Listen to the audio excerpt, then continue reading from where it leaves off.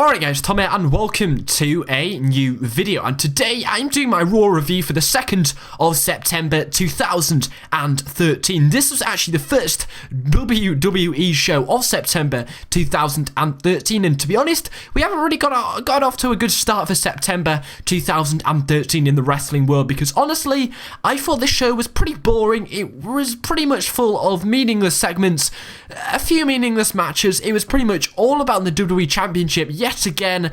I've said it in the past, a carbon copy yet again of some similar things we've been seeing over the last 3 weeks. Literally, we've been seeing the same segments, the same matches for the past 3 weeks now, and honestly, if this isn't going to heat up, this feud between the WWE Champion Randy Orton and Daniel Bryan isn't going to heat up, it's going to get really stale and really boring very fast, considering Randy Orton is supposed to be in the title picture until Royal Rumble 2014 in January.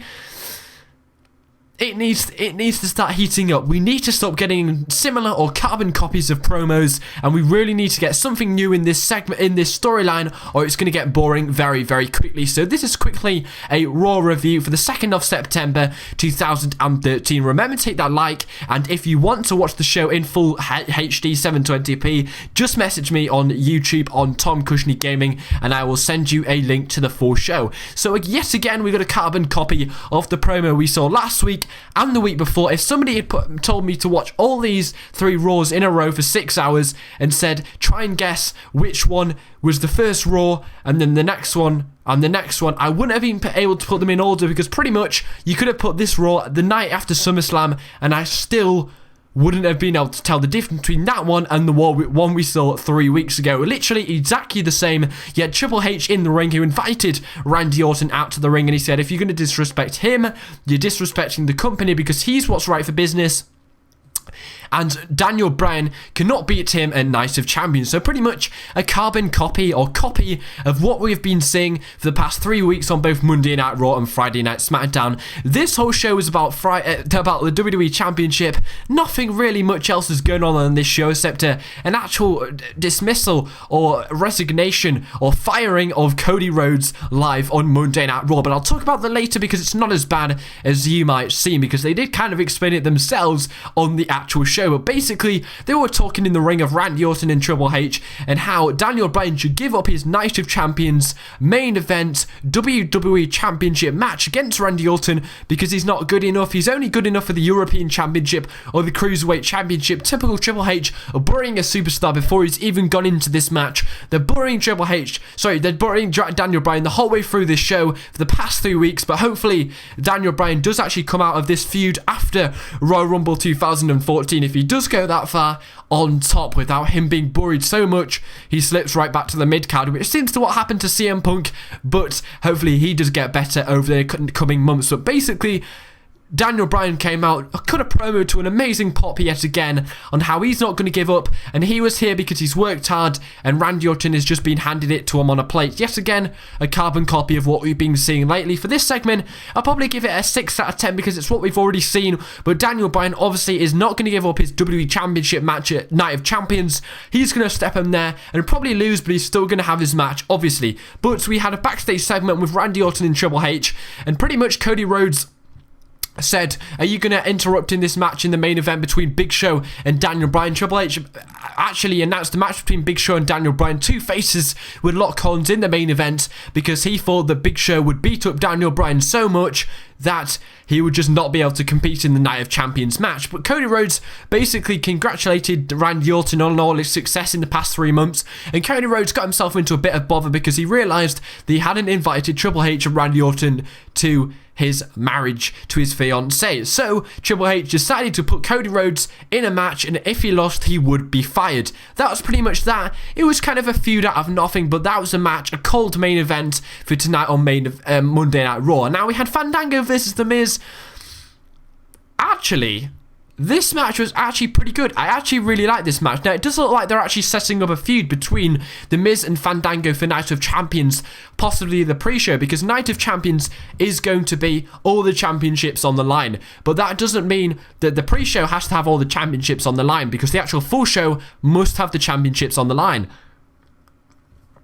So that leaves the pre-show empty for any match, really. So I personally think this is going to be what's on the pre-show. And actually, this match is actually pretty good. We had a debut of a new move by Fandango. He set Miz up on the ropes and gave him a leg drop to the face.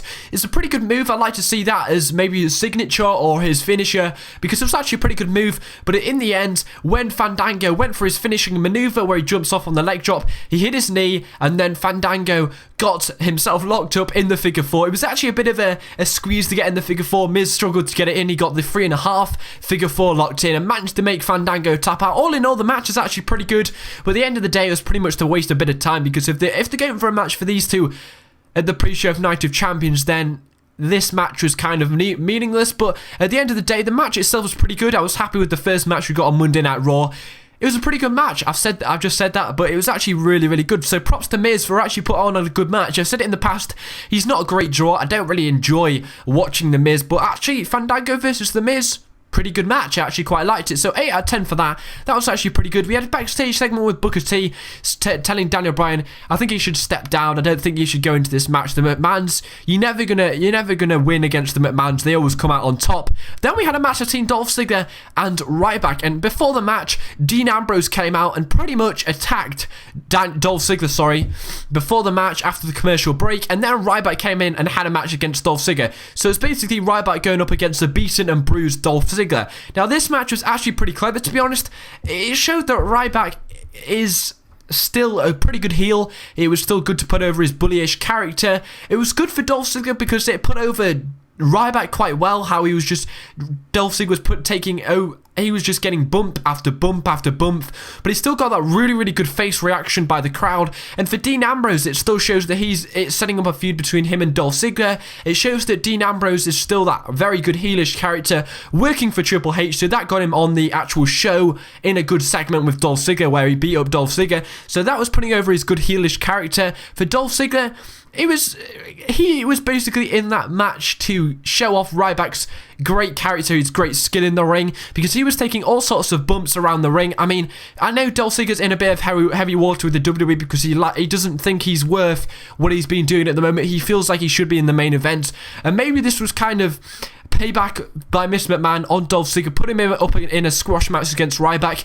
Does this mean Ryback's going to be getting a decent push this year after being put in a squash match against Dolph Ziggler, who is known to be a good competitor? He has a bright future in the WWE. Does this mean Ryback is going to have a good match at Night of Champions? Maybe, I don't know, but at the end of the match, Ryback won with a shell shock in a pretty quick match, but it was actually a very good match. It showed Ryback in a very good light, and I was happy with that match because Dolph Ziggler took a lot of bumps.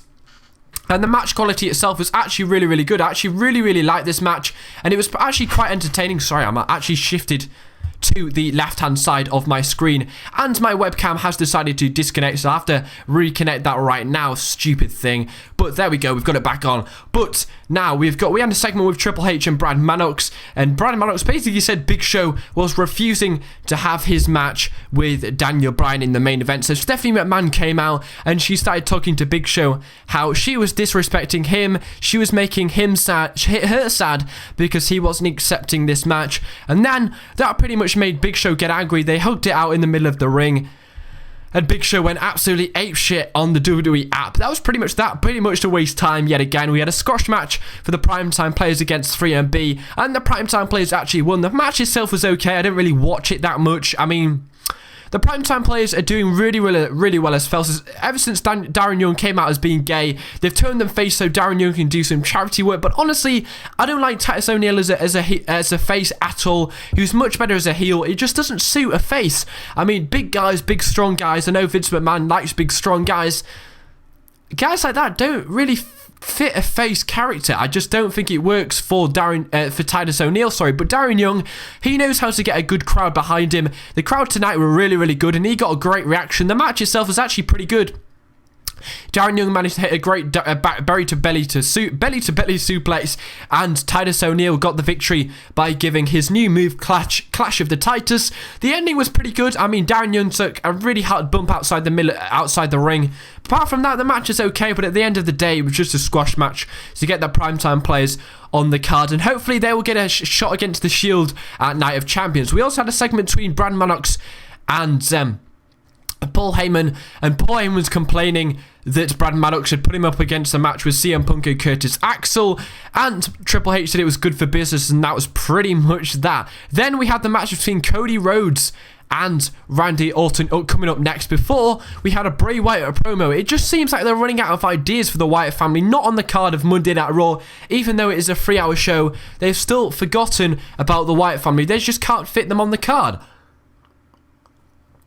Nice coffee mug. Tea, actually. But it looks like they've forgotten how to pretty much get them on the card. They just have no ideas until Kane makes a comeback, which is kind of okay because it means they're not going to have a squash match on a show like Night of Champions for the Wyatt family, so if they can get them on the card, it pretty much shows that they have good ideas for Kane and the Wyatt family. So hopefully they do make a good match at Hell in a Cell when Kane does come back, and they make it a match to remember. But for Cody Rhodes, he had a match against Randy Orton. Typical Randy Orton match. It was given a lot of time last week as well, and a lot of time this week. I mean, the match itself was probably the match of the night. I really, really enjoyed this match. It was a good, top quality match. At the end of the day, Randy Orton did actually win this match. I mean, Randy Orton got disaster kicked. He just dodged a 360 spin off the top rope by Cody Rhodes. But at the end of the day, Cody Rhodes was always going to lose against the WWE Champion, who's got a lot of momentum behind him at the moment. And Cody Rhodes only lost so he can be given time to be written off WWE TV so that he can go on to marry his fiancée and have a good honeymoon time for about 2 weeks before Night of Champions. I do expect Cody Rhodes to probably come back at Night of Champions and cost Damien Sandow a cash-in. I don't think he will cash in. I personally think Damien Sandow will attempt to cash in. Cody Rhodes will return and stop him from cashing in, because if Del Rio does retain like I expect him to, if Damien Sandow is going to cash in on a heel, it's going to be heel versus heel. It's not going to work. So probably you're going to have Del Rio get injured so much in his match against Rob Van Dam that Damien Sandow takes the opportunity, tries to cash in, and then Cody Rhodes is going to come back and stop him from cashing in. But after that match, Triple H did actually fire Cody Rhodes. I mean, the ending to the match is quite clever. Cody Rhodes went for a disaster kick, and it looked like he landed on his knee, and then he got RKO'd. So it does pretty much show that Cody Rhodes is not beaten cleanly, and it does show that they didn't really want to damage Cody Rhodes' momentum. He did actually get a decent pop in this match, which is good for Cody Rhodes, as he doesn't really seem to react with the crowd that well. They should put Cody Rhodes on the mic. Maybe he'll get on the mic after he returns at Night of Champions, and that has some explaining to do if that does happen what I said it would. The match itself was pretty good. I did actually enjoy the match quite a lot. Props to Cody though for putting on a great match. The match itself was good. It was a good idea to write Cody Rhodes off for the next 2 weeks when he goes off WWE TV. But personally, I think it would have been better if they had Damien Sandow come out and basically attack Cody Rhodes. Maybe make him so that he did actually lose by doing that. So you had Damien Sandow attack Cody Rhodes, or so that the match ended like that, so that Cody Rhodes had to get fired. Or they could have had Cody Rhodes get attacked by Damien Sandow earlier in the show, so that he was written off TV for a few weeks. So they could have taken that marriage, that honeymoon out, where we didn't even have this match where Damien Sandow just attacked Cody Rhodes randomly, so he was written off like that. I don't know. I think that would have been better for storytelling wise. But apart from that, we had a CM Punk promo about how he's going to beat up Paul Heyman so much. He said he broke his heart, but he's going to break Paul Heyman's face. It was a really, really good promo. Yes, again, CM Punk proving why he's a better heel. He's naturally a heel and a much better heel. Yeah, Daniel Bryan and Big Show backstage, and talking why Big Show doesn't want to have a match with Daniel Bryan, but Daniel Bryan is still going to have a match with Big Show, and he wants to prove how good he really is. We had a Divas match to decide who would be the number one contender for the Divas title by AJ Lee. AJ Lee disrupted the triple threat match between Natalya, Brie Bella, and Naomi, and personally, it was a triple threat match. Triple threat matches are no DQ. So AJ Lee disrupting this match and causing a no contest was completely retarded because they're no DQ anyway.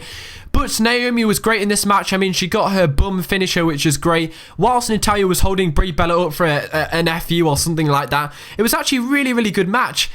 Well, actually, what am I saying? The match was absolutely terrible. I mean, that move was really, really good. The actual match itself, they had no fluidity whatsoever. The match itself was terrible. I only liked it because AJ Lee was out. But apart from that, it was absolutely terrible. The match itself was awful. I mean, they should have... Surely the terrible chemistry they had in the ring should have been a warning that later in the show they shouldn't have announced it will be a fatal four-way. I mean, surely a terrible match this was should have told them, well, maybe we shouldn't have this match at Night of Champions, a pay-per-view match, because the match was so bad. Maybe we should make it just a singles match, something like that. But they decided to make this match a fatal 4-way, where all these 3 people would go in the ring, as well as AJ Lee, to see who will become the Divas Champion. I mean, if AJ Lee loses, I will stop watching WWE forever. Seriously. None of them deserve to win, apart from maybe Natalya. AJ Lee needs to retain pretty much. So the next match was Rob Van Dam versus Damien Sandow. A rematch from Friday Night SmackDown. They're already running out of ideas for Sandow. They don't really know what to do with him. They don't know how to put him on a show. Yet again, Damien Sandow's going to lose. Seemingly always do this with people who win the Money in the Bank briefcase. They did it with Ziggler. They did it with Daniel Bryan. So pretty much Sandow's going to win when it actually means something. Del Rio came out.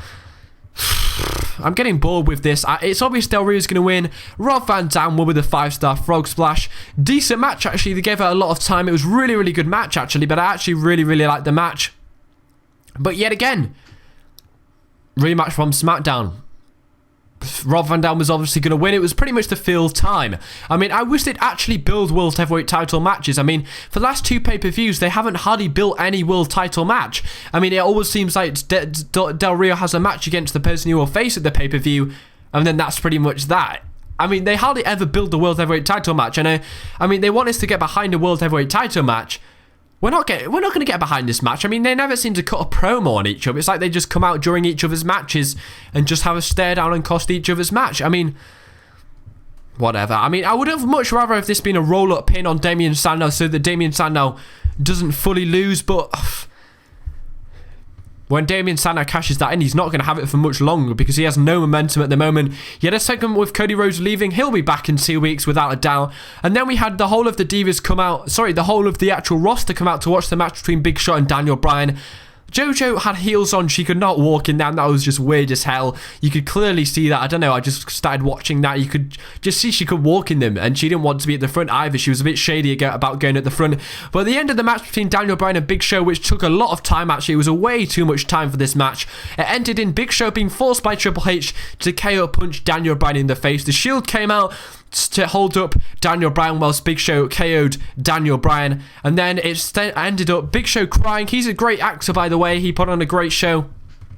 Very, very believable. They got Stephanie McMahon out and everything like that, just so to prove how heelish they are and how forceful they are. It was kind of putting over Big Show's the face, but I mean, if you're going to put Big Show and Daniel Bryan in a match, I mean, Big Show KOing Daniel Bryan, I wouldn't be surprised if they turned Big Show heel and made him join the faction of the McMahons. I honestly don't know where Big Show stands. I mean, it was a terrible idea to put them in a match with Daniel Bryan and Big Show. It was just weird. I mean, it would have been better if they handcuffed maybe Big Show and brought him down and made him KO Daniel Bryan, not in a match. I don't know. It was just weird having Daniel Bryan in a match with Big Show. It just didn't work for me and a waste of airtime. But at the end of the storytelling wise, it was pretty good. I mean, the acting from Big Show and the segment was pretty good. It was actually a really good idea to have Big Show KO Daniel Bryan, how forceful and heelish the McMahons are, and having the Shield yet again end the segment and end Monday Night Raw. And then you had Daniel Bryan being stood on by Randy Orton and just go like that with Randy Orton with the championship. That's pretty much that. The Monday Night Raw was a carbon copy of what we'd already seen. It was kind of poor. Not great.